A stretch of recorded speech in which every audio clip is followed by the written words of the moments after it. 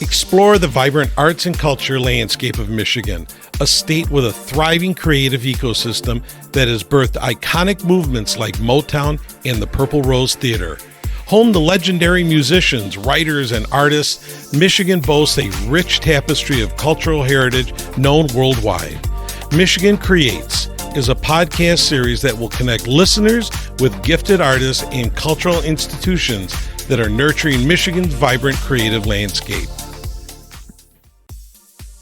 Welcome to Michigan Creates, a podcast about the incredible artists, creatives, and cultural legacy shaping Michigan and beyond. I'm your host, Ara Topouzian. If you've listened to this show before, you know that I typically interview guests, diving into their artistic journeys and experiences. But today's episode is different. This time it's just me. And I felt it was important to take this moment to speak directly to you about something deeply personal, something that transcends art and speaks to the very essence of survival and resilience. As an Armenian American and a musician, this topic is deeply personal to me. I'm here because of what happened to my people.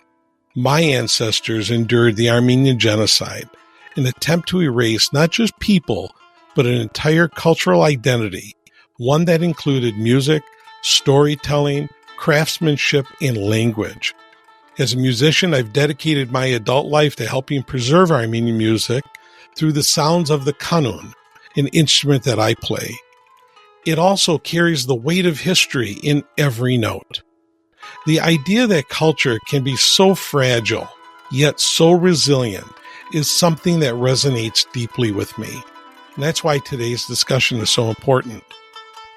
April is a solemn month for many cultures.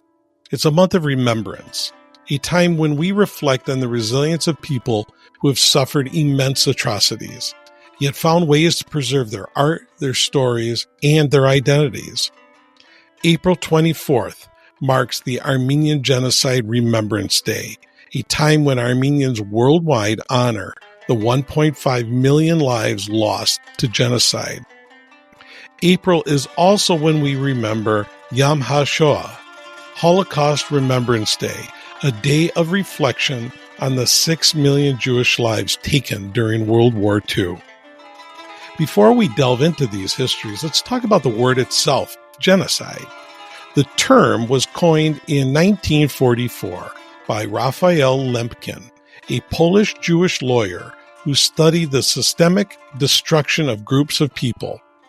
He combined the Greek word genos, meaning race or tribe, with the Latin word cide, meaning killing. Lemkin created the word to define what had happened to the Armenians in 1915 and later to describe the Holocaust. The term became an important legal and historical concept to ensure that acts like these are never forgotten.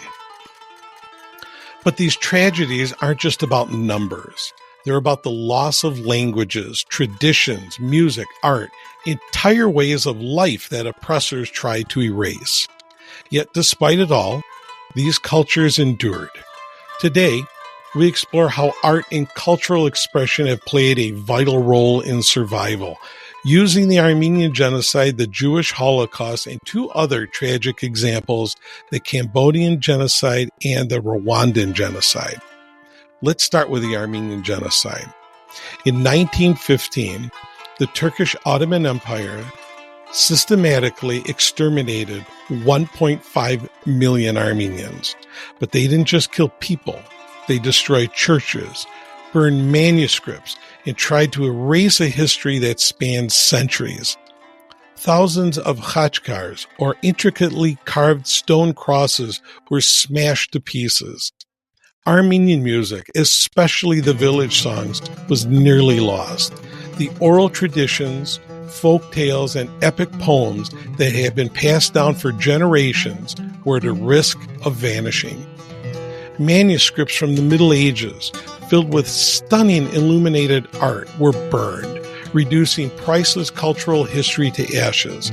Yet, Armenian artistry survived. Today, musicians, painters, and weavers continue the traditions, ensuring that this vibrant culture lives on.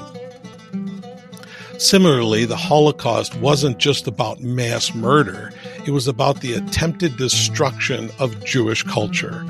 Nazis looted artwork from Jewish homes, synagogues, and museums, trying to erase Jewish contributions to civilization. Jewish books were burned in massive bonfires.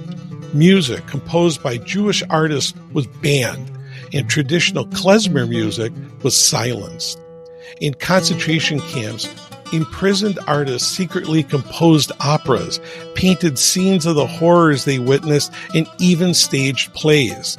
There were Jewish composers who wrote music while in prison, refusing to let their creativity die. Many of these works were lost. Some have survived, serving as a haunting reminder of resilience. Another tragic example is the Cambodian Genocide of the 1970s, where nearly 2 million people were murdered, including artists, musicians, and intellectuals. Cambodian culture is deeply tied to its classical dance and shadow puppetry, both of which were nearly erased. Dancer and musicians were targeted, leading to the deaths of 90% of Cambodia's classical performers. Traditional silk weaving, poetry, and temple art were suppressed, and ancient instruments like the ronet, which is a Cambodian xylophone, were nearly lost.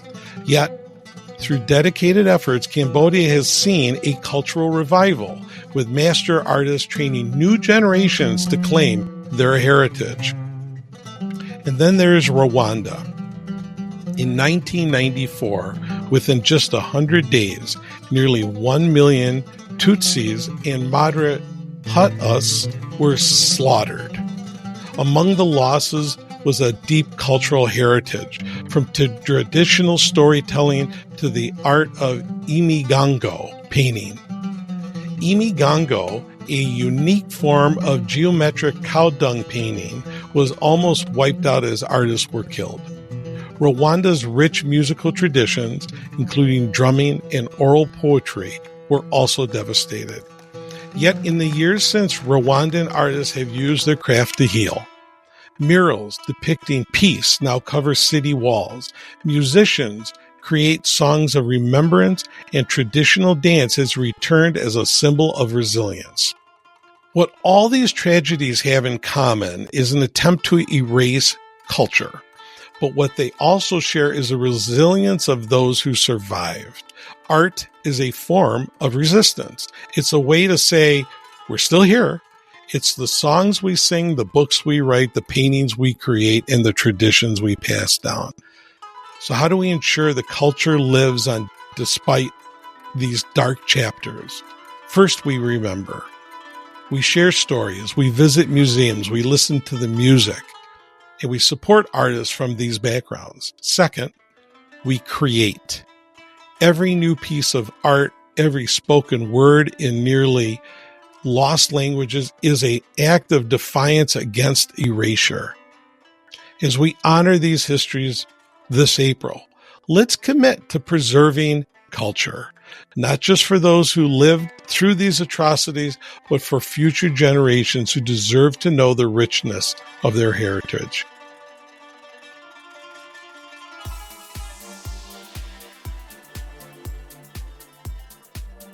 Thanks for tuning in to another episode of Michigan Creates. We hope you've had fun diving into the creativity of our state. From Motown melodies to artisanal wonders, Michigan never fails to dazzle. But hey, the creativity doesn't stop here. Connect with us online, subscribe to our channel so you don't miss new episodes. Help us spread the word and also share your own artistic stories. So until next time, I'm Ara Topouzian, and I want you to keep those musical instruments in tune, keep those paintbrushes moving, and keep those cameras rolling. Remember, in Michigan, the only limit is your imagination. Stay creative.